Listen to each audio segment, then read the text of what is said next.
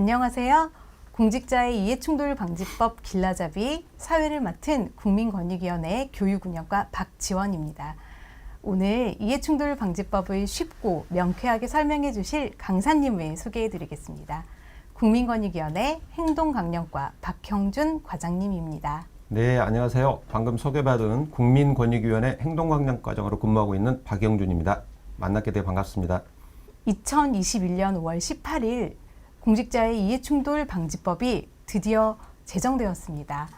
이제 비로소 우리나라가 세계 20위권의 청렴 선진국으로 도약할 수 있는 제도적인 기틀이 완비됐다. 이런 평가가 있는데요.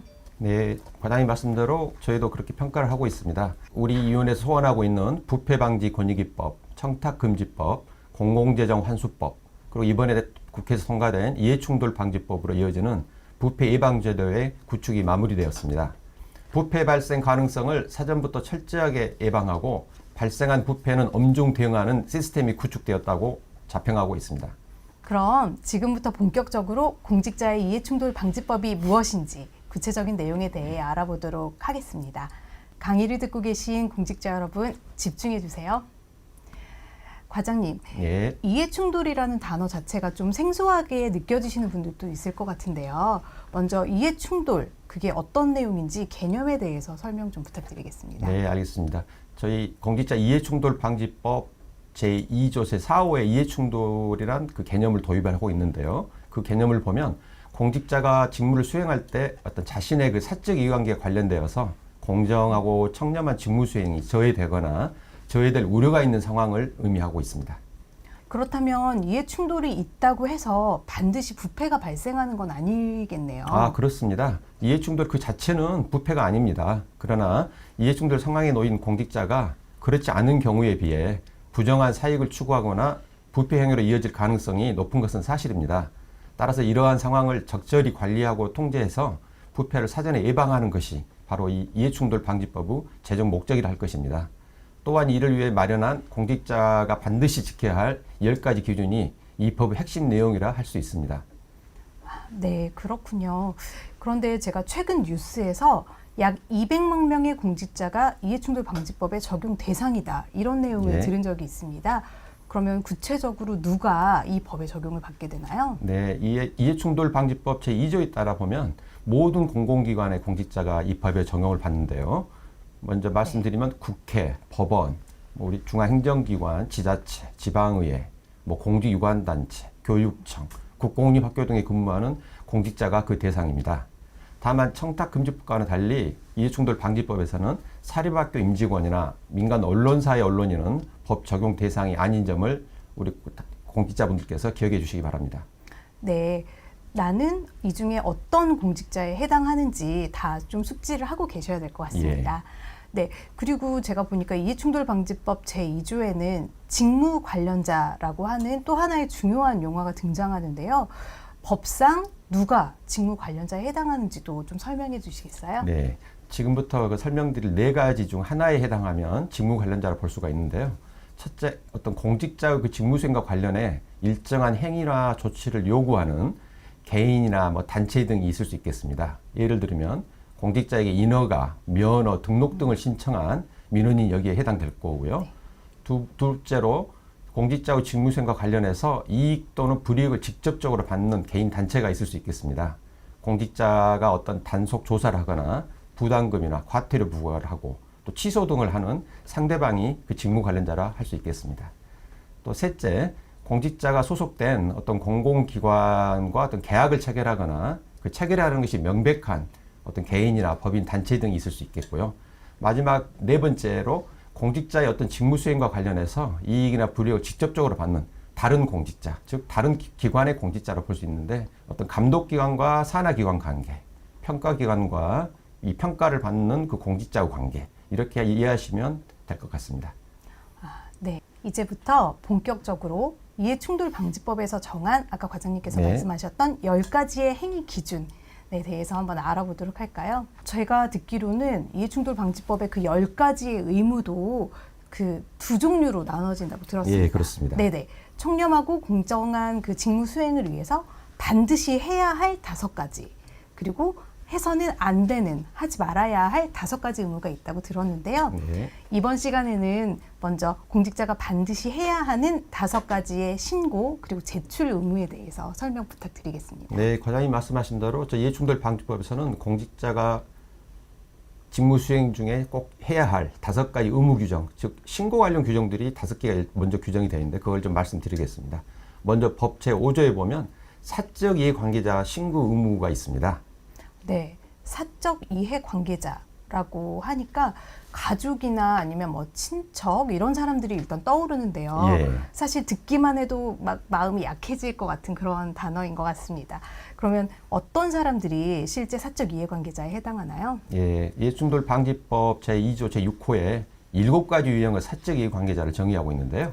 첫째 보면은 공직자 그 자신과 그 가족이 대표적인 사적 이해 관계자에 해당됩니다. 여기서 가족이란 민법 779조에서 규정하고 있는 가족과 같은데요. 우선 공직자의 배우자, 부모, 자녀, 그리고 형제자매가 가족에 포함됩니다. 그리고 아울러 생계를 같이 하는 경우에는 뭐 사위, 며느리, 그리고 배우자의 부모, 형제까지도 가족 범위에 포함됩니다. 아, 네. 그렇다면 그 가족이 아닌 사적 이해관계자도 있나요? 네, 그런 경우가 많이 있습니다. 현재 보면 공직자나 그 가족이 어떤 임원이나 대표자 또는 뭐 사회이사로 재직 중인 법인과 단체도 사적 이해관계자에 해당이 되고요. 다만 여기서 말씀드린 임직원 말씀을 드렸는데 그래서 직원으로 재직하는 경우는 제외됩니다. 임원으로 재직하고 있어야 됩니다. 이와 함께 공직자나 그 가족이 대리하거나 고문, 자문 등을 제공하는 개인이나 법인, 단체가 있을 수 있고요. 또 공직자 그 가족이 저희가 시행령으로 이제 규정을 할 텐데 일정 비율 이상의 주식이나 자본금 등을 소유하고 있는 법인, 단체도 사적 이해관계자에 해당이 됩니다. 네.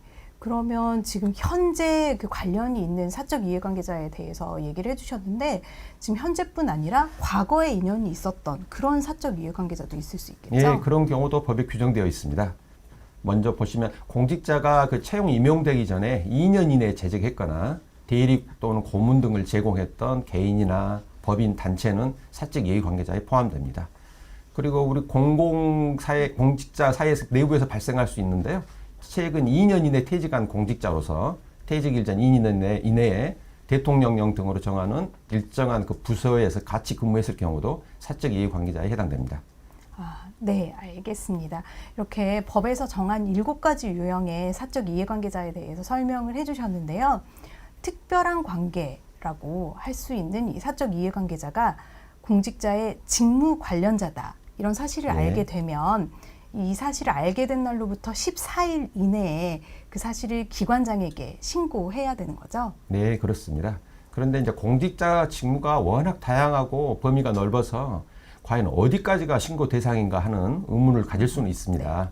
따라서 우리 이해충돌 방지법은 이 신고 대상이 공직자의 직무 유형을 어떤 사적 유형과 개입되어서 이해충돌 발생할 소지가 높은 대표적인 16개 유형으로 한정을 하고 있습니다. 구체적인 신고 대상 직무는 법 제5조 제1항을 참고하시면 바로 확인하실 수 있을 겁니다.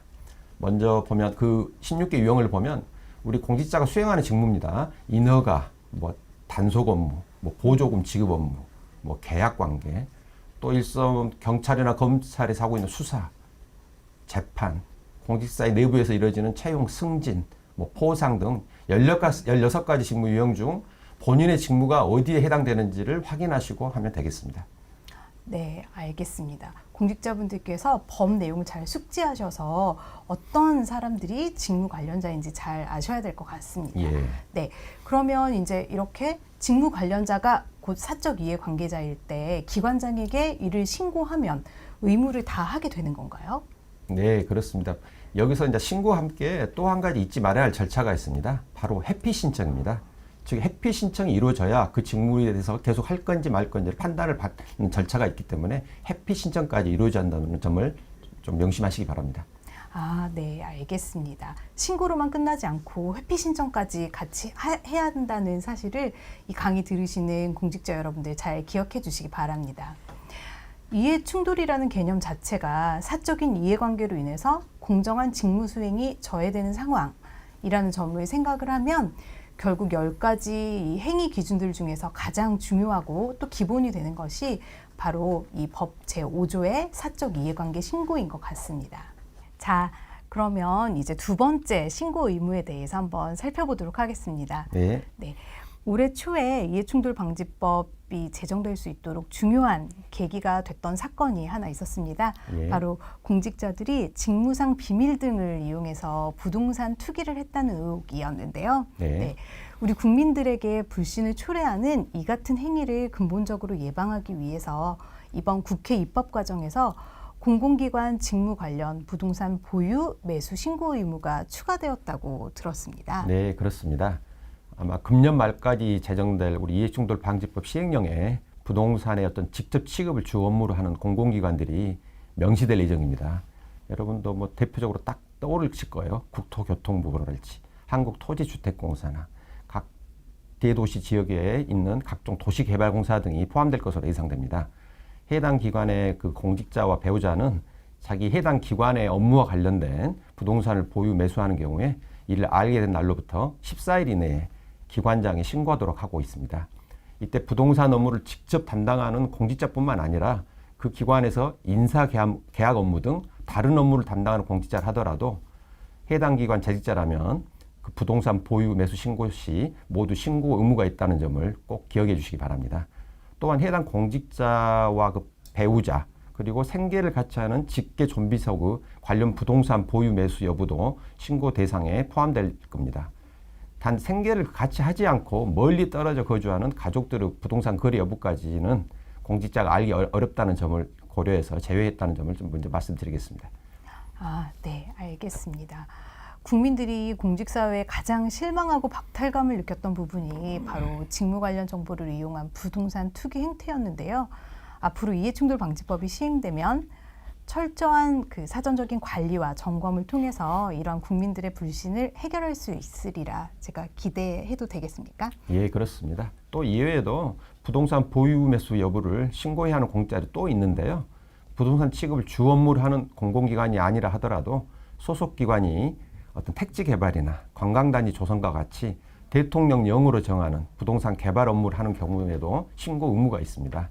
과장님, 그런데 궁금한 점이 하나 있습니다. 네. 공직자들이 이렇게 사적 이해관계나 아니면 뭐 직무와 관련된 그 부동산 보유, 매수 사실을 신고하면 그 해당 기관의 기관장은 어떤 조치를 취하게 되나요? 네, 그 이제 공직자한테 신고를 받은 그 해당 기관장은 그 신고 내용을 먼저 검토를 합니다. 검토를 해서 공직자가 공정한 직무 수행하기 어렵다 좀 인정이 되면 그 공직자에 대해서 어떤 직무 수행 일시 중지나 그 업무를 대신할 대리자를 지정하거나 전보 등의 조치를 취하도록 하고 있습니다.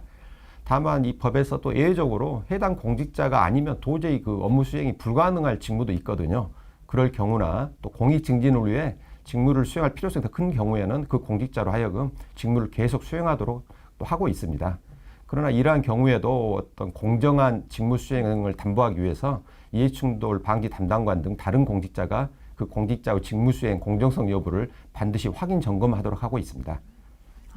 네, 알겠습니다.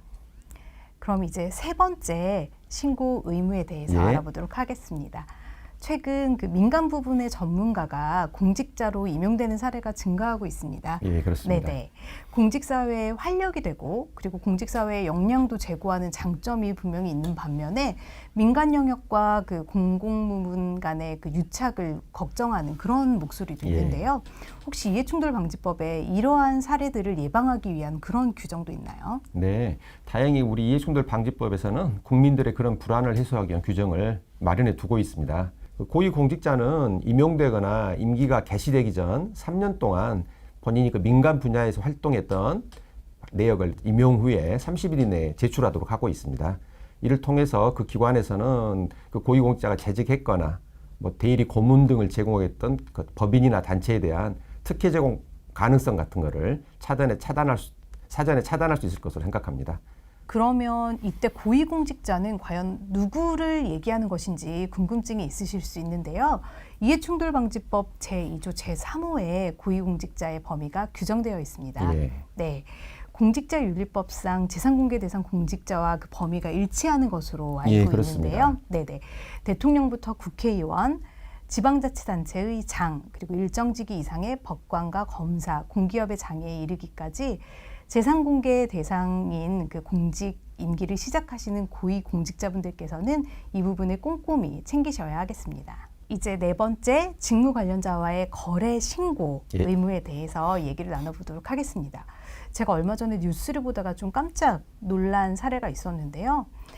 어떤 민간업체가 공공기관과 계약을 체결하면서 예. 그 계약을 담당하는 국장의 배우자가 아내분이 운영하는 컨설팅 회사에다가 그 기업의 자문을 몽땅 몰아주고 거액의 컨설팅 비용을 지불한 사례가 있었습니다. 예, 그렇습니다. 그 자체가 부패는 아니라고 하더라도 국민들의 눈높이에서는 공정성을 의심할 수밖에 없는 사안이라는 그런 생각이 들었습니다.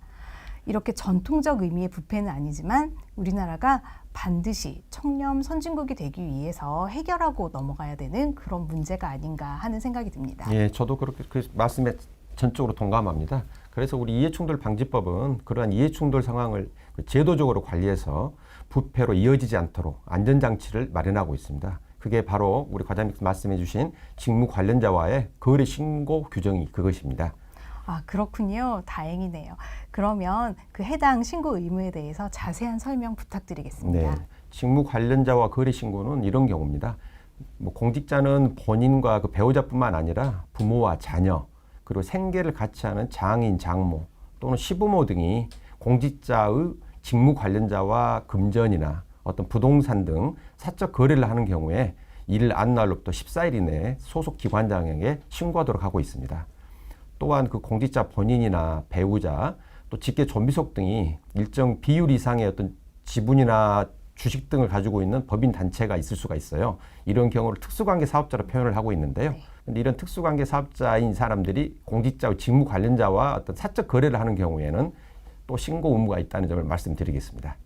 다만 그 직무 관련자와 대가성 거래를 하는 등 사적 이익을 취하는 것을 방지하기 위한 규정인 만큼 우리가 일상적으로 금융회사에서 어떤 통상적 조건으로 금전을 빌리거나 뭐 경매 등을 통해서 아파트를 당첨을 받는다 할지 그런 경우는 신고 대상에 해당되지 않습니다. 네, 알겠습니다.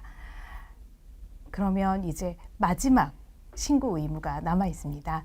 법 제15조에서 퇴직자와의 사적 접촉을 신고하도록 하고 있는데요. 그 같은 부서에서 근무하다가 뭐 퇴직한 공무원은 앞서서 말씀하셨던 사적 이해관계자 신고 대상에 예. 해당될 것 같습니다. 그렇습니다. 네네. 그런데 이제 통상 공직에 입문해서 30년가량 이렇게 근무를 하다 보면 정말 수많은 동료 공직자들을 만나게 되지 않습니까? 그렇죠. 네네. 그래서 이 경우에 많은 동료들이 앞서 얘기한 사적 이해관계자의 범위에 해당되지 않을 수도 있을 거라는 생각이 예. 듭니다. 그렇다면 그런 퇴직자와의 부적절한 접촉이나 전관 예우 의혹을 사전에 좀 방지하는 것도 필요할 것 같은데요. 네, 그렇습니다. 그래서 저희 이해충돌방지법에는 우리 과장님 말씀하신 같이 그런 경우를 예방하기 위해서 어떤 퇴직 공직자에 대한 정관 예우 등 특혜 시비를 사전에 예방하기 위해 퇴직자와의 사적 접촉 신고 규정도 마련하고 있습니다. 공직자 그 소속 기관에서 퇴직한 지 2년이 지나지 않은 퇴직자가 인허가를 신청하거나 또 계약의 어떤 상대방으로서 즉 직무 관련자에 해당할 경우에는 그 퇴직자와 골프를 같이 하거나 뭐 여행, 사행성 오락을 같이 하게 되면 이를 반드시 소속 기관장에게 신고해야 합니다. 지금까지 과장님께서 그 5가지 신고, 제출 의무에 대해서 이렇게 상세하게 설명을 해주셨는데요.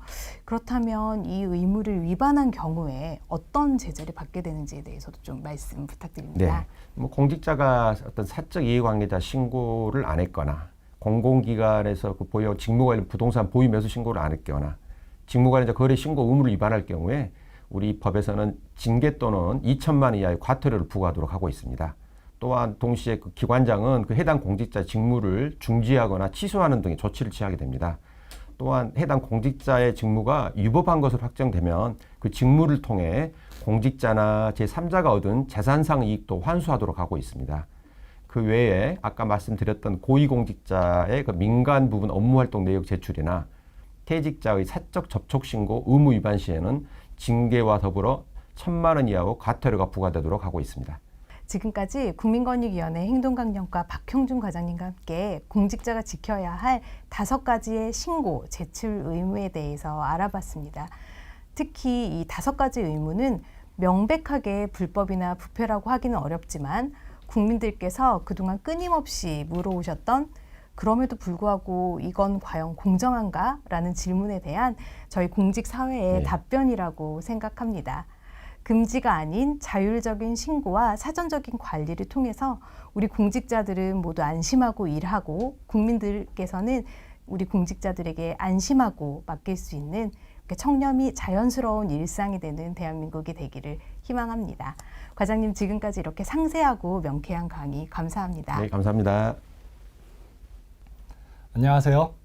앞서 5가지 신고 제출 의무에 이어 5가지 제한 금지 행위에 대해 알아보겠습니다. 저는 본 강의의 진행을 맡은 국민권익위원회 청렴연수원 송두원 주무관입니다.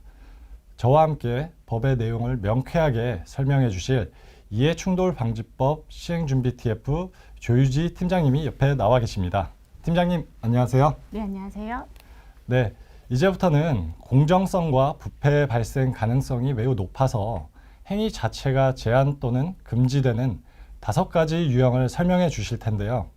먼저 이해충돌방지법 제10조에 직무 관련 외부 활동 제한 규정이 눈에 띕니다. 네, 최근 공직자가 직무 관련 지식에 관한 온라인 강의를 개설하고 거액의 수강료를 받아 문제가 된 사례가 있었습니다. 이해충돌방지법은 이처럼 공직자가 직무와 관련한 강의, 자문, 대리 등으로 인해서 공정한 직무 수행에 지장을 받는 일이 없도록 제한 규정을 두고 있습니다. 그럼 구체적으로 어떤 행위들이 제한이 될까요? 예, 먼저 직무 관련자에게 사적으로 노무, 조언, 자문 등을 제공하거나 소속 공공기관의 직무 관련 지식이나 정보를 타인에게 제공하고 그 대가를 받는 행위를 엄격히 제한하고 있습니다.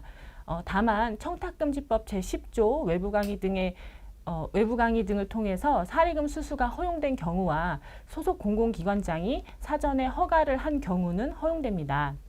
그리고 또 공직자가 소속 공공기관이 당사자인 소송 등에서 상대방을 대리하거나 조언, 자문을 하는 행위를 제한하고 있고요.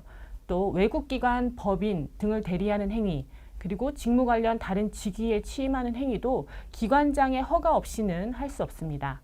네, 이런 점을 기억하시고 사전에 꼼꼼히 살펴보셔야 될 것 같습니다. 그럼 두 번째로 가족 채용 제한에 대해서 알아보겠습니다. 취업은 우리 국민들, 특히 청년 세대의 가장 큰 관심사인데요. 몇 년 전 공공기관의 채용 특혜 의혹이 문제가 되면서 국민권익위원회 공공기관 채용비리 근절 추진단은 매년 채용 실태를 전수 점검하고 있기도 합니다. 이해충돌방지법에도 공공기관의 채용 특혜 예방을 위한 규정이 있다고 들었는데요. 네, 그간 국회의원이 자녀를 인턴으로 채용하고 친동생을 5급 비서관으로 채용해서 문제가 된 사례가 있었습니다. 또한 지역의 한 도시공사에서는 임원의 자녀를 운영요원으로 채용하는 등 그 특혜 채용을 통해서 무리를 빚은 적이 있습니다. 우선 공공기관과 그 산하기관, 자회사는 소속 기관의 고위공직자와 채용 업무 담당자 등의 가족을 경쟁 절차 없이는 채용할 수 없습니다. 즉 모든 공공기관은 소속 고위공직자와 채용 담당자의 가족을 경쟁 절차 없이 채용할 수 없으며 그 공공기관이 산하기관인 경우에는 감독기관의 고위공직자의 가족 그리고 그 공공기관이 자회사인 경우에는 모회사 소속의 고위공직자의 가족까지 포함해서 채용을 제한하고 있습니다. 다만 이 고위공직자의 가족이라 하더라도 공개경쟁 채용 시험이나 다수인 대상 경력경쟁 채용 시험에 따른 채용은 허용이 됩니다. 이때 그 채용의 제한을 받는 가족의 범위는 사적 이해관계자 신고와 같이 민법 779조상 가족의 범위인데요. 그러니까 즉 공직자의 배우자, 공직자의 직계 존비속, 그리고 공직자의 형제 자매, 이게 기본적인 가족의 범위고요. 그리고 공직자 본인의 직계 혈족의 배우자, 그다음에 배우자의 직계 혈족, 배우자의 형제 자매는 공직자와 생계를 같이 하는 경우에만 가족으로서 채용이 제한됩니다. 또한 고위공직자 등이 이렇게 자신의 가족을 그 경쟁 절차 없이 기관에 채용되도록 지시, 유도, 묵인하는 행위도 금지되고 있습니다. 그렇군요. 이해충돌 방지법이 본격적으로 시행되면 소위 부모 찬스로 불리는 공공기관의 채용 비리가 원천 차단될 것으로 기대해 보겠습니다. 그럼 다음으로는 수의계약 체결 제한 내용에 대해서 알아보겠습니다. 최근 공직자의 가족이 편법적으로 공공기관의 계약을 독식하는 행태가 언론에 종종 보도되고 있는데요. 이해충돌 방지법은 이를 어떻게 제한하고 있나요? 예, 공공기관은 고위공직자, 계약 담당 공직자뿐만 아니라 소관 상임위원회의 국회의원, 지방의회 의원, 그 공직자의 가족과 수의계약을 체결할 수 없도록 이제 규정하고 있습니다.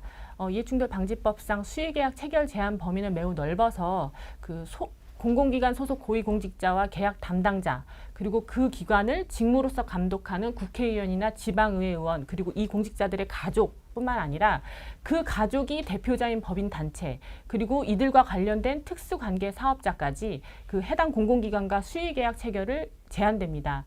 그리고 산하기관이나 자회사는 이에 더해서 그 해당 기관이 산하기관이라면 그 감독기관이나 모회사의 고위공직자, 고위공직자의 가족과 또 이들이 대표자인 법인 단체, 이들과 관계된 특수관계 사업자와 수의계약을 체결할 수 없습니다. 그래서 이 경우에 이제 수의계약 체결이 제한되는 가족의 범위는 공직자, 그리고 공직자의 배우자, 공직자의 직계존비속이며 그 배우자의 직계존비속은 생계를 같이 하는 경우에만 수의계약 체결이 제한됩니다. 물론 공직자가 이를 지시, 유도, 묵인하는 행위도 금지하고 있습니다. 네, 계약의 공정성을 위해서는 반드시 필요한 조치인 것 같습니다.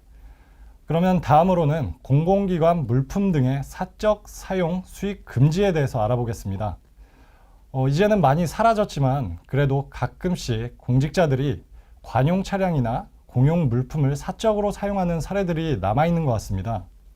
네, 그래서 이해충돌 방지법은 공직자가 공공기관의 물품, 차량, 토지, 시설 등을 그 본래의 목적과 달리 개인적 편의나 이득을 위해 사용할 수 없도록 규정하고 있습니다.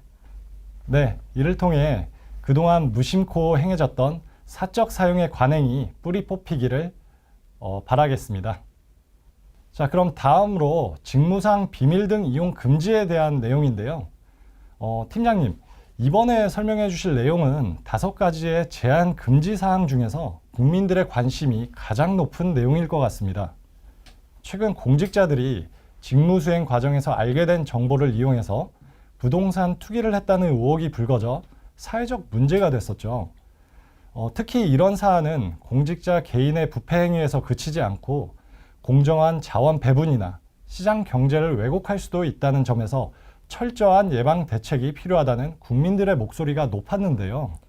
네, 그래서 마련된 규정이 바로 이해충돌 방지법 제14조 직무상 비밀 등 이용 금지입니다. 당초에는 부패방지권익위법상 직무상 비밀 이용 금지만을 이제 규정하고 있었는데요. 이해충돌 방지법에서는 공직자는 재직 중은 물론 퇴직 후 3년까지, 그리고 직무 수행 중 알게 된 비밀뿐만 아니라 소속 공공기관의 미공개 정보까지 이용을 금지하고 있고, 그 재물 또는 재산상의 이득을 취득하거나 제3자에게 이익을 취득하게 하는 행위를 금지하고 있습니다. 여기서 소속 공공기관의 미공개 정보란 재물 또는 재산상 이익의 취득 여부를 판단하는 데 중대한 영향을 미칠 수 있는 정보로서 불특정 다수, 즉 국민들에게 공개되기 이전의 정보를 의미합니다. 이를 위반한 경우에 7년 이하의 징역이나 7천만 원 이하의 벌금에 처하고 있는데요.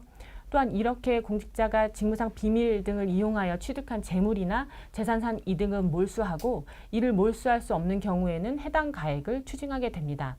뿐만 아니라 실제로 재산상 이익을 취득하지 않더라도 사적 이익을 위해 직무상 비밀이나 소속 공공기관의 미공개 정보 등을 이용하는 것 자체가 처벌 대상입니다. 예를 들면 시험지 유출과 같은 사례가 있을 수 있겠습니다. 그래서 재산상 이익 취득이 없더라도 이런 사적 이용에 대해서는 3년 이하의 징역 또는 3천만 원 이하의 벌금에 처해집니다. 네, 그렇군요. 이해충돌 방지법의 10가지 의무 가운데 벌칙으로 형벌이 규정된 유일한 의무인 만큼 공직자들이 엄중히 여기고 잘 준수해야 하겠습니다. 그런데 공직자의 친지나 지인이 비밀이나 미공개 정보를 알고 이용하는 경우도 있을 것 같은데요. 이런 경우에는 어떤 규정이 적용되나요? 네, 직무상 비밀 또는 미공개 정보임을 알면서도 공직자로부터 해당 정보를 제공받거나 부정한 방법으로 취득하는 경우가 있을 것입니다. 이때 이를 이용해서 재물 또는 재산상의 이익을 취득한 제3자는 5년 이하의 징역 또는 5천만 원 이하의 벌금에 처해집니다. 그리고 이들이 취득한 재산상의 이득도 몰수하거나 추징됩니다. 네, 특히 이 규정은 공직자뿐 아니라 일반 국민들도 잘 알고 계셔야 하는 규정인 것 같습니다. 내년 5월 법이 본격적으로 시행되기 전까지 많은 국민들이 아실 수 있도록 우리 팀장님께서 적극적인 홍보를 부탁드리겠습니다. 네. 그럼 이제 직무상 비밀 등 이용 금지 의무 위반에 대한 제재는 조금 전 설명을 잘 해주셨는데요. 나머지 4개의 제한 금지 의무를 위반하는 경우 어떤 제재를 받게 되나요? 네, 우선 가족 채용 제한이나 수의계약 체결 제한 의무를 위반하는 경우에는 징계 또는 3천만 원 이하의 과태료가 부과됩니다. 또한 직무 관련 외부활동 제한, 공공물품의 사적 사용 수익 금지를 위반한 경우에는 징계 또는 2천만 원 이하의 과태료가 부과됩니다. 네, 지금까지 국민권익위원회 이해충돌방지법 시행준비 TF 조유지 팀장님과 함께 공직자가 지켜야 할 5가지의 제한금지 의무에 대해 알아보았습니다. 2022년 5월 19일 이해충돌방지법이 시행되기 전까지 이제 1년도 채 남지 않았는데요. 이 강의를 듣고 계신 많은 공직자 여러분, 법의 내용을 잘 숙지하시고 제도의 안정적이고 성공적인 운영을 위해서 함께 준비해 주시기를 부탁드리겠습니다. 이상으로 공직자 이해충돌방지법 길라잡이 교육을 마치겠습니다. 이렇게 쉽고 유익한 강의를 준비해 주신 팀장님 감사합니다. 감사합니다. 권익비전 구독, 좋아요 알림 설정. 눌러주세요.